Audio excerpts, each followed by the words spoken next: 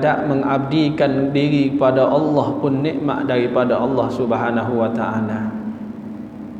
Sebab itulah bila mana Allah Taala beri kepada kita nikmat, wajib bagi kita mensyukuri nikmat itu. Berbetulan dengan firman Allah Taala, la in syakartum la azidannakum wa la in kafartum inna azabi lasyadid. Muslimin muslimat yang dirahmati Allah Subhanahu wa taala.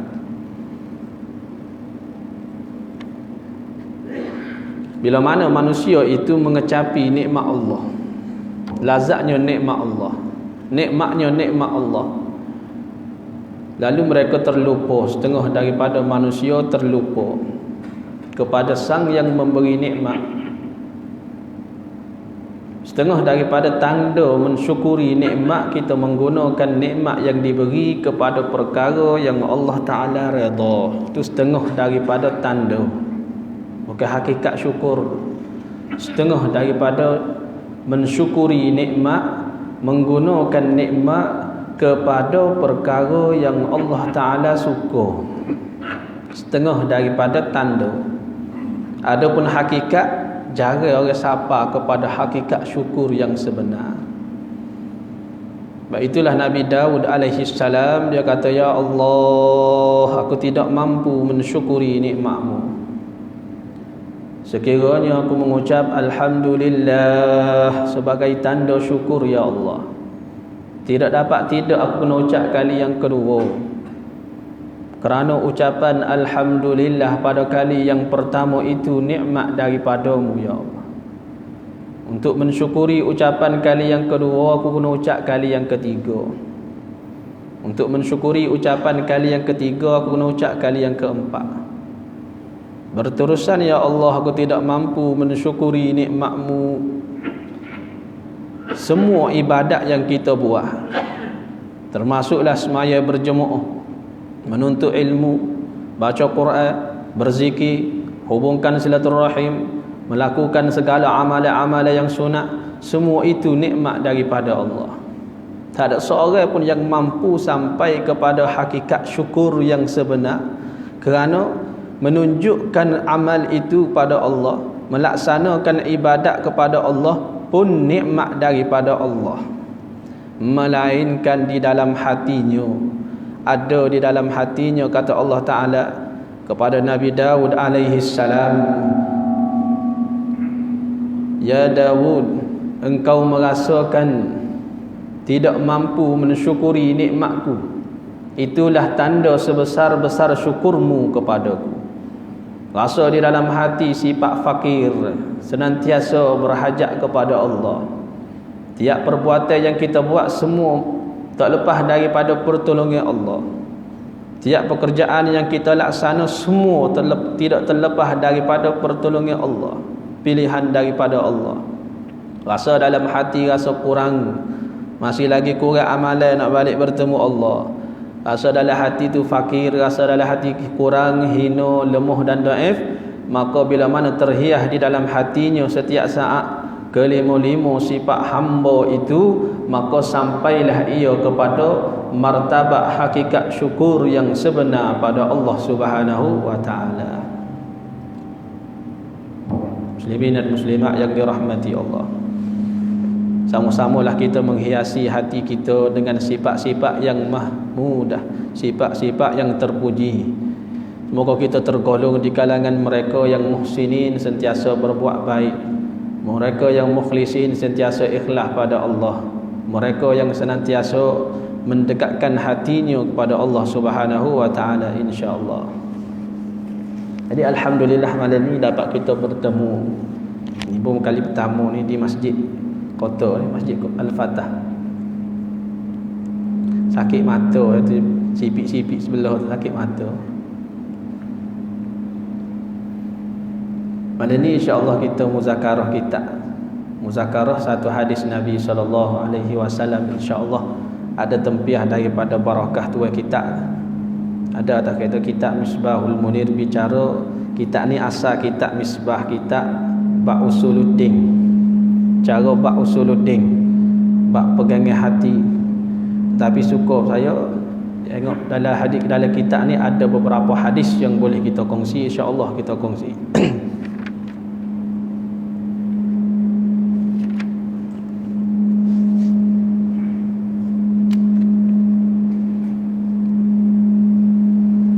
Sabda Nabi sallallahu alaihi wasallam di dalam hadis yang sahih. Salam. Jadi dong begitu ni. Dek tali.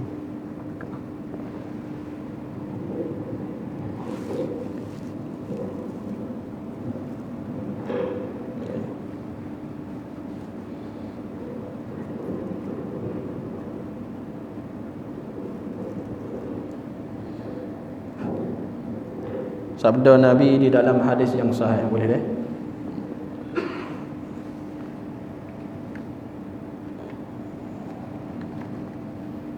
Bila mana sebut hadis yang sahih ni hadis yang sihat, yang tidak ada kecacatan, hadis yang termaktub di dalam Sahih Bukhari dan Sahih Muslim. Bila mana ada di dalam Sahih Bukhari dan Muslim, maka hadis itu dipanggil hadis yang sahih. Kita berkecek ke bahasa Melayu sihat, dia mau sihat ke sihat. Sihat ni dengan mana tak ada sakit. Hadis yang sahih, hadis yang tidak ada penyakit, hadis yang tidak cacat dari sebuah perawi dan mata hadis. Mana hadis itu hadis yang sahih. Sabda Nabi sallallahu alaihi wasallam di dalam hadis yang sahih, katanya Nabi, buniyal islamu ala khamsin, syahadati an la ilaha illallah wa anna muhammadar rasulullah, wa iqamis salah wa ita'iz zakah wa shaumi ramadhana wa hajjil baiti man istata'a ilaihi sabilan. Ini setengah daripada hadis sebagai dalil agama kita terbentuk di atas 3 benda, 3 perkara ataupun 3 rukun. Seseorang itu bila kata ia ni orang yang beragama, adakah dia telah mengetahui rukun agama? Seumpama kita kata semaya, ambo ni semaya dah. Tahu di mana kita ni semaya? Kerana kita laksana rukun dan syarat sembahyang. Begitulah seseorang itu beragama, kata ia orang yang beragama, adakah telah sempurna rukun agama? Maka rukun agama ulama susun 3 benda: iman, Islam, ihsan. Lalu nak bicara tentang Islam, iaitu setengah daripada rukun agama. Kata Nabi sallallahu alaihi wasallam, buniyal islamu ala khamsin, dibinakan, kata dia, pekerjaan Islam itu di atas 5 perkara. Mesti terdiri daripada 5 perkara dipanggil Islam. Islam itu sendiri pada lorah ingqiyah, ikut ataupun buat laksana secara zahiriah tu mana Islam. Pada lorah istilah menjunjung perintah Allah Subhanahu wa taala melalui lidah Nabi sallallahu alaihi wasallam, dan perkara itu perkara yang mudah, yang tidak perlu fikir. Itu makna Islam pada istilah syarak. Adapun pada lorah ingqiyah, ikut, kita bila rukun Islam yang pertama mengucap 2 kalimah syahadah contohnya. Dalam Nabi kata menyaksi asyhadu an la ilaha illallah, menyaksi tiada Tuhan melainkan Allah dan Muhammad itu Rasulullah sallallahu alaihi wasallam. Bila mana berpandu kepada Islam, ingqiyah, ikut. Orang yang baru nak masuk Islam, wajib dia kena bertutur dengan lisannya asyhadu an la ilaha illallah wa asyhadu anna Muhammadar Rasulullah. Sekiranya ia tidak mahu bertutur dengan lisannya, maka orang ni tidak dikatakan Islam, walaupun ia nak menjadi orang Islam, kerana tidak ada perlaksanaan secara zahiriah dengan lisan anggotanya. Mana Islam ingqiyah, ikut laksana buat secara zahir. Dia mau nak masuk Islam kok iya. Sungguh dia mau nak masuk Islam, sungguh. Ucap dulu apa hamba nak ucap ni? Apa dia? Asyhadu an la ilaha illallah, asyhadu anna Muhammadar Rasulullah. Hamba tak si ucap dia mau ucap apa dia? Dia mau nak masuk Islam, iya. Sungguh nak masuk Islam, sungguh. Kena ucap apa hamba nak ucap, tak si ucap. Sampai bila dia tidak akan digelar Islam, kerana tak ada perlaksanaan secara zahiriah. Itu mana Islam laksana buat secara zahir. Itu Nabi kata menyaksi tiada Tuhan melainkan Allah dan bahawa Muhammad itu Rasulullah sallallahu alaihi wasallam. Dan mendirikan wa iqamis salah, dan mendirikan semaya, mendirikan rukun dan syarat semayalah. Dia tak panggil mendiri kalau tidak sempurna rukun dan syarat. Kadang kalau banyak mengerjakan semaya tetapi tidak mendirikan rukun dan syarat, semayanya lobo pada ibadat. Pada semaya sunatnya, semaya tahajud malam tak tinggal, semaya duha lagi, witir tak ajilmi, Qobliyah ba'diyah sama telah tak aja tinggal, tapi meninggalkan setengah daripada syarat ataupun rukun semaya, maka dia ni tidak dipanggil semaya. Baik itu Allah Ta'ala akan jadikan orang yang semaya seumpama kain buruk semaya dia ni lempar pada muka mereka yang melaksanakan semaya di akhirat, kerana tidak melaksanakan hak semaya, rukun dan syaratnya. Nah, itulah definisi ataupun ta'rif, pengertian demo ni. Nak tengok mana sah semaya, majtama'a fihi asy-syartu war-rukn, berhimpun syarat dan rukun. Kalau semata ada rukun sahaja, syarat tidak ada, maka semaya itu tidak sah. Rukun semaya masuk 13, tak daripada kecil lagi, ingat. Tapi syarat dia tinggal, syarat sebelum daripada semaya, syarat ketika semaya, syarat sah semaya. Sebab itulah syarat setengah daripada perkara yang tidak sah sesuatu ibadat melainkan dia dan ia tidak sekali di dalam ibadat. Itu makna syarat. Kadang-kadang semaya dah tapi terluput syarat. Takbiratul ihram ada 21 syarat, setengah kitab sebut. Begitu juga baca Fatihah ada 10 syarat.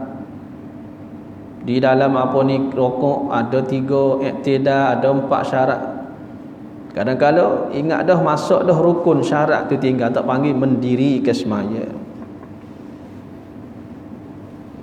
Sebab itu Nabi kata mendiri olehmu akan semaya dah. Dirikan rukun dan syarat. Dalam Fatihah seumpamanya, setengah daripada syarat baca Fatihah mesti dengar di telinga. Telinga siapa? Telinga dia sendiri. Kalau dengar orang sebelah, hukum tangga harus lagi. Kalau dengar orang sebelah pada orang sebelah dia, tangga makruh. Kalau dengar habis sebuti masjid, jatuh pada haram. Mesti dengar di telinga dia, dipanggil rukun qauli, takbir, Fatihah, apa lagi, tahiyat, salawat dan salam. Rukun qauli mesti dengar di telinga, mesti mualak di antara ayat dengan ayat. Bismillahirrahmanirrahim, Alhamdulillahi Rabbil Alamin, berturut-turut. Pas qadar mana boleh berhenti? Biqadri tanafus, dengan qadar satu pernafasan. Alhamdulillahi Rabbil Alamin. Qadar tu. Alhamdulillahi Rabbil Alamin. Nak nyawa banyak kali pun tak ada masalah, tapi qadar berhenti ayat demi ayat, satu nafas qadar berhenti. Lama mana qadar satu nafas? Tarik, hembus. Alhamdulillahi Rabbil Alamin, Ar-Rahmanir Rahim. Paling tidak lebih pada qadar lama tu, putus mualak, wajib kena oleh semula. Dia panggil syarat baca Fatihah setengah daripadanya. Tidak dia boleh diselangi zikir hak tak sakut paut dengan semaya.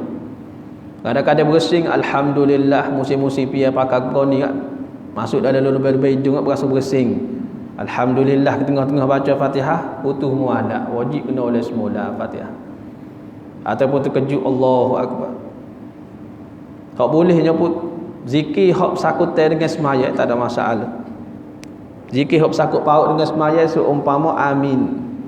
Imam kata Siratal ladzina an'amta 'alaihim ghairil maghdubi 'alaihim waladdallin.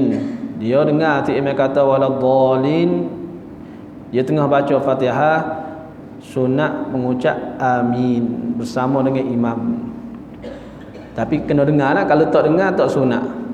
Mesti dengar Imam kata waladdallin. Kalau tak dengar tak sunat.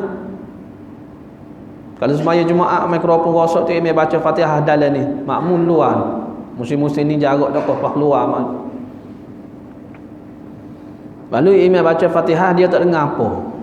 Tak dengar apa tu imam baca gapo nama. Dia pun baca Fatihah. Ketika dia baca Fatihah dia dengar makmum ramah-ramah semua ni ucap amin, dia pun berhenti Fatihah, dia ucap amin, sambung Fatihah, putus mualak Fatihahnya. Kerana tidak sunat mereka yang tidak mendengar imam berkata waladdallin, tak sunat dia ucap amin. Kalau ucap ketika baca juga Fatihah tu, ketika baca Fatihah tu ucap amin, sedangkan dia tidak mendengar pun imam kata waladdallin, maka hukum dia putus mualak. Putus mualak wajib kena ulas semula Fatihahnya. Tak ulas semula batas semaya. Yang kedua, tapi kalau dia baca ketika dia tidak baca Fatihah, dia ucap amin, hukum dia makruh.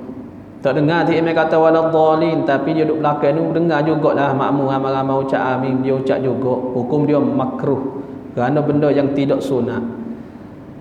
Zikir yang bersangkutan dengan semaya lagi seumpama sujud tilawah. Pagi-pagi Jumaat tu imam bergaduh dengan baca surah Sejadah. Dia sedar lambat, mari lambat dah kau imam baca dia masuk dalam sah Allahu akbar bismillahirrahmanirrahim. Siapa ayat tu imam baca kharru sujadan wa sabbahu bihamdi rabbihim wa hum la yastakbirun.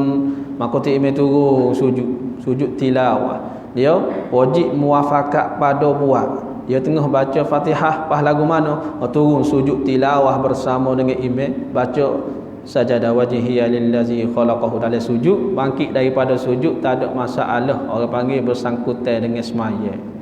Hak tak sangkut paut dengan semaya putus mualak, tu setengah daripada syarat baca Fatihah, dak setengah daripadanya dah.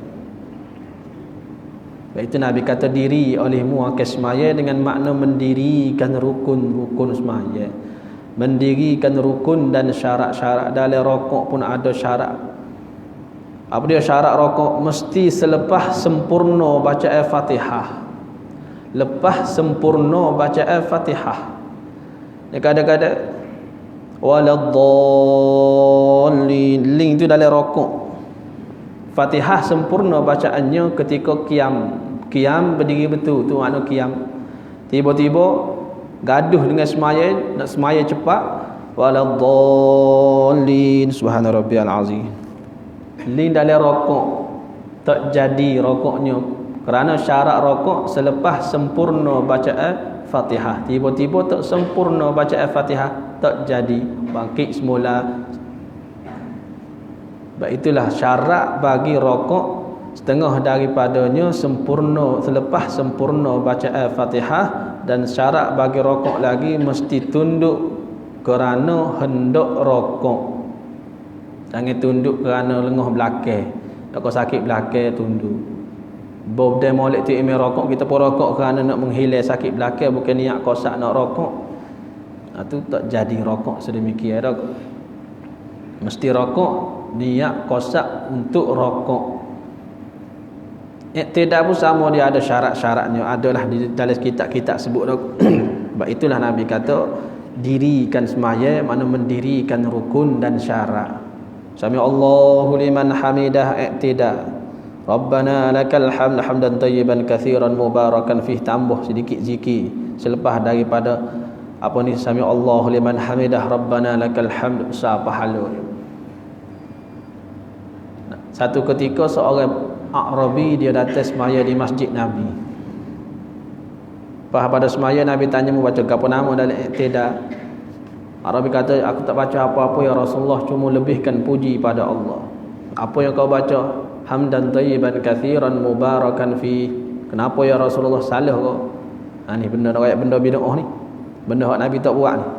Lalu Nabi kata, tidak salah, cuma aku melihat malaikat berduyun-duyun mencatat pahalamu. Hamdan tayyiban katsiran mubarakan fi, 5 patah perkataan. Dalam i'tidal tamak ninah tetap anggota biqadri subhanallah, dengan qadar bererti tamak ninah subhanallah. Jangan siapa sami Allahu liman hamidah tak ada, tetap anggota turun, sekali dengan turun sujud tangan. Ada setengah tempat tu sami Allahu liman hamidah dia rusak janggut. mazhab Imam Syafi'i wajib tamakninah. Sebab itu dalam kitab-kitab dia ada sebut 18 rukun semaya, termasuk tamakninah salah satu daripada rukun semaya. Setengah ulama membilai 13 kerana tamakninah sebagai syarat. Setengah kata 18 kerana tamakninah itu rukun. Ni kadang-kadang bukan kata dalam i'tidal, dalam rokok, dalam semaya pun bergerak tu. Bergerak dalam semaya. Bergerak dengan qadar berkali-kali gerak berturut-turut batal. Betul emas kok. Akak cek tepi ni. Lepas tu akak tepi ni pula. Tarik ke bawah pula 3 kali pergerakan. Berasa kata hidung akak di kiri jatuh emas ni. Ke bawah hidung akak ni pula. Ya akak ni sekali ni satu pergerakan dah. Akak satu pergerakan. Bila mana bergerak begini 2 pergerakan. Turun bawah tarik pula 3 pergerakan. Sebab itu perlu dijaga-jaga dah. Panggil syarat bagi sempurna sembahyang, syarat bagi rukun. Sebab itu dikatakan syarat itu seolah-olah kepala pada badan. Adapun rukun ni seolah-olah ruh pada badan. Syarat seolah-olah kepala pada badan, wajib kena jaga. Tak ada kepala, badan tu tak hidup. Kalau hidup juga badan tu, hatu tak panggil orang. Kerana tidak berkepala. Panggil syarat untuk hidup dia ada kepala. Begitulah sembahyang mesti ada rukun dan syaratnya. Pas siapa yang menyusunkan rukun dan syarat nak cari sendiri dalam Quran, dalam hadis tak temu. Ulama-ulama lah yang menyusun pada kita supaya mudah kita buat ibadat. Kita ni sibuk dengan mencari dunia, mencari nafkah dan sebagainya, maka ulama korbankan diri, harta masanya dan membuat kitab-kitab supaya mudah orang di akhir zaman memahami cara untuk sah ibadat. Ulama susun satu persatu. Tiba-tiba siapa di akhir zaman orang tak ikut ulama. Berasa bijak ikut Quran hadis. Sedangkan perlu memahami Quran dan hadis dengan berbagai-bagai ilmu. Setengah daripadanya ilmu balaghah, ilmu alat, ilmu sorah, ilmu nahunya, mantiknya, ma'aninya, makulatnya, berbagai-bagai ilmu lagi. Kalau tidak mahu ikut ulama, dia ikut hadis Quran sahaja, maka dia sesat pada ketika ambil air semaya. Ambil air semaya itu sesat dah. Mana tempat ambil air semaya? Kefardu wa wudu' nekaro. Dalam kitab sebut kefardu wa wudu' 6 perkara. Niat, basuh muka, basuh tangan hingga ke siku, sapu kepala, basuh kaki. Nekaro. Apa ni? Tertib satu lagi, 6 perkara. Tiba-tiba tidak mahu ikut ulama, ambil daripada Quran sendiri, hadis sendiri. Allah Ta'ala sebut dalam Quran, faghsilu wujuhakum wa aydikum ilal marafiq. Basuh muka kamu, apa ni? Wa aydikum ilal marafiq, basuh tangan hingga ke siku. Wamsahu bi ru'usikum, sapu kepala. Wa arjulakum ilal ka'bain, basuh kaki sehingga buku lali. 4 perkara dalam Quran. Bahawa ulama ambil warna pula jadi 2, jadi 6 perkara yang dikatakan kefardu wudu, iaitu kias daripada hadis Nabi sallallahu alaihi wasallam. Sebab itu sumber hukum Quran, hadis, ijmu', kias tak boleh tinggal. Kalau Quran hadis sahaja, maka tidak akan ketemulah apa orang panggil kefardu wudu, iaitu niat dan tartib. Seumpama ulama kias niat dengan sabda Nabi, innamal a'malu binniyat, ay innama sihhatul a'ma, hanya sah segala amal mesti dengan niat. Mesti dengan niat. Maka ulama Imam Syafi'i membuat satu fardu, iaitu kefardu wudu yang pertama niat. Yang ke akhir sekali iaitu tertib kias daripada ibadat haji. Seorang sahabat tanya Rasulullah, ya Rasulullah, aku nak start daripada mana ni, Safa ke Marwah dulu nak syair. Lalu Nabi kata, abtadi'u bima bada Allahu fih, mulalah dengan apa yang telah Allah Ta'ala mula dalam Quran. Lalu Allah Ta'ala menyebut dalam Qurannya, firmannya, inna safa wal marwata min sya'airillah. Sesungguhnya safa, mana dimulakan dengan safa dan marwah, maka dimulakan syair start daripada safa kepada marwah 1 kali pusingnya, kembali semula pada safa 1 kali pusingnya. Mana start daripada safa kerana mengikut hadis Nabi, abtadi'u bima bada Allahu fi. Sapalah di akhir zaman ulama mari susah, mari rusing, mari fikir, nama ke orang akhir zaman ni dia belajar bahasa Arab uduh-uduh, dia tak pakai, dia pakai Quran saja, baca Quran, faghsilu wujuhakum wa aydikum ilal marafiq. Mana basuh muka, basuh tangan hingga ke siku, wamsahu biru, sapu kepala, basuh kaki, masuk mari masjid ambil air semaya, tak basuh muka, basuh tangan hingga ke siku, sapu kepala, basuh kaki. Ataupun dia kata, kaki cuma basuh kaki dulu, tu saya suruh basuh pak karun ni, basuh kaki dulu. Ataupun basuh muka dulu. Ataupun basuh tangan dululah baru kita basuh muka. Tangan ni cuma basuh tangan sampai ke siku, perak baru basuh pak muka. Hilang panggil satu ke fardu wudu iaitu tertib, lalu ulama letak satu lagi ke fardu wudu iaitu tertib. Maka sempurnalah kefarduan wudu 6 perkara. Kias daripada ibadat hajilah dikatakan abtadi'u bima bada Allahu fi, mulalah dengan apa yang telah Allah Ta'ala mula, maka start daripada muka. Kaki cuma tidak tahu lembu, tak kira basuh muka dulu, cuci sempurna, basuh muka, basuh tangan hingga ke siku, sapu kepala, baru basuh kaki. Letak satu lagi ke fardu wudu iaitu tartib. Orang akhir zaman nak ambil Quran, nak ambil hadis, maka takut bertukar kerana tidak mencukupi ilmu, tidak mencukupi alat untuk memahami Quran dan hadis. Tiba-tiba jadi orang panggil berkubat bab ibadah. Sebab itulah di zaman Rasulullah sallallahu alaihi wasallam Khalaq bin Rafi' dia semaya di masjid Nabi. Selepas daripada semaya, Nabi kata irji' anta fasalli fa innaka lam tusalli. Mungkin semaya semula, Khalaq tak semaya lagi, akad takbir semula. Lepas pada semaya hadap pula pada Rasulullah, Nabi kata irji' anta fasalli fa innaka lam tusalli. Mungkin semaya semula, tak semaya lagi. Kali yang ketiga hadap pada Rasulullah, Nabi kata pergi semaya semula, tak semaya lagi.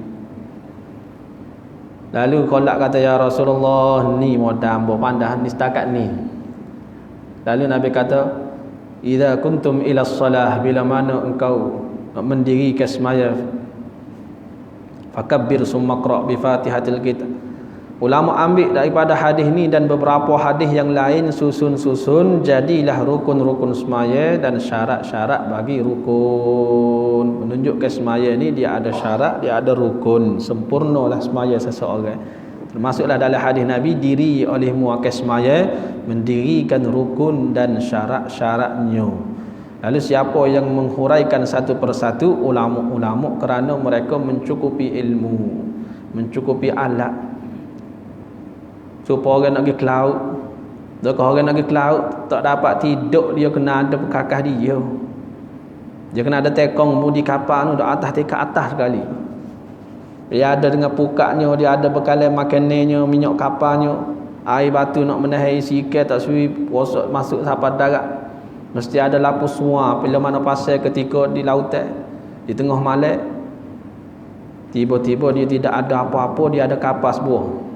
Dia pergi sore, dia tidak ada anak kapalnya, tidak ada tekongnya mudi kapal. Dia melihat tempat mana air pusat, mana tempat batu karang dan sebagainya. Cuma dia ada kapal, dia pergi sendiri, tidak ada pekakah. Mengkaji, pergi sendiri ke laut, telanggar batu karang, dia empat ombak yang besar, maka karamlah kapalnya di tengah lautan. Begitulah mereka yang tidak ada alat untuk mengkaji Quran dan hadis, maka dia mengkajinya dengan akal fikirannya, takut-takut tersesat di dalam tafsirannya.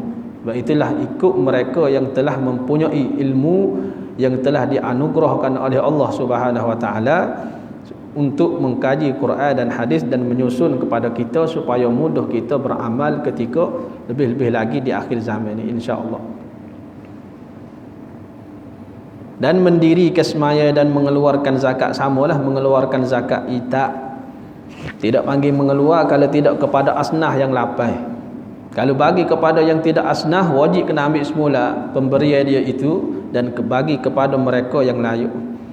Dan berpuasa di bulan Ramadan dan menunaikan haji di Baitillah bagi mereka yang kuasa kepadanya akan jalan. Semua perkara 5 ni, mengucap 2 kalimah syahadat, semaya 5 waktu, berpuasa di bulan Ramadan, mengeluarkan zakat dan mengerjakan haji, dipanggil inqiyad, ikut buat secara zahiriah dengan anggota.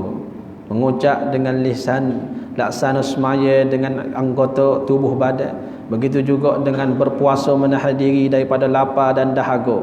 Begitu juga mengeluarkan zakat, ambil harta bagi kepada mereka yang layak. Begitu dan akhir sekali mengerjakan haji dan umrah. Dakah melaksana pergi ke Baitillah dengan anggota. Tu panggil Islam ikut buat laksana secara zahiriyah, panggil Islam inqiyad. Ini sebagai dalil Islam ini sebagai dikatakan rukun bagi agama. Bila mana ada Islam, ada iman dan ada ihsan, maka seseorang ini telah pun sempurna agama, orang ini telah sah agamanya. Bila mana tidak ada Islam, orang ini tidak dipanggil orang yang beragama. Baik, itu dalam mazhab Imam Hanafi. Imam Hanafi kata man taraka hadis Nabi SAW, tafsiran Imam Hanafi, barang siapa yang meninggalkan semaya, man taraka salata muta'ammidan, siapa-siapa tinggal semaya muta'ammidan dengan sengaja, faqad kafara jihara, maka sesungguhnya kufur ia. Kata Imam Hanafi, kufur di situ dengan makna kufur iman, kufur Islamnya tidak Islam. Kerana pengertian Islam ingkia ikut laksana buat secara zahir. Kita ni ingat mazhab Imam Syafi'i, dakah bila mana Nabi kata meninggalkan semaya dengan sengaja kufur orang ni, iaitu kufur nikmat sahaja. Itu pandangan ulama. Moga kita termasuk di kalangan golongan orang yang senantiasa mencari ilmu, orang yang senantiasa ikhlas pada Allah, orang yang senantiasa berbuat baik. Mereka yang moga-moga kita semua ni dibangkitkan dengan orang-orang yang mukhlisin, dibangkitkan dengan para-para sahabat, orang-orang yang soleh dan junjungan besar Nabi Muhammad sallallahu alaihi wasallam, insya-Allah. Wallahu a'lam wa ilmuhu atam. Sekadar itu sahaja pada malam ni. Moga-moga Allah Subhanahu wa taala rezekikan kita istiqamah di dalam mencari ilmu Allah Subhanahu wa taala, insya-Allah. Wallahu a'lam. Bismillahirrahmanirrahim. Alhamdulillahirabbil alamin. Wassalatu wassalamu ala asyrafil anbiya'i wal mursalin wa ala alihi wa sahbihi ajma'in. Allahumma tahhir qulubana minan nifaq wa a'malana minar riya'i wal ujub. Allahumma ighfir lana warhamna warda 'anna wa taqabbal minna wa adkhil jannata wa najjina minan nar. Allahumma yassir umurana ma'ar rahati liqulubina. Allahumma aghnina bil 'ilmi wa zayyina bil hilmi wa akrimna bit taqwa wa jammilna bil 'afiyah. Sallallahu ala sayyidina Muhammad wa ala alihi wa sahbihi wa sallam. Walhamdulillahi rabbil alamin wal 'afwu minkum. Wassalamu alaikum warahmatullahi wabarakatuh.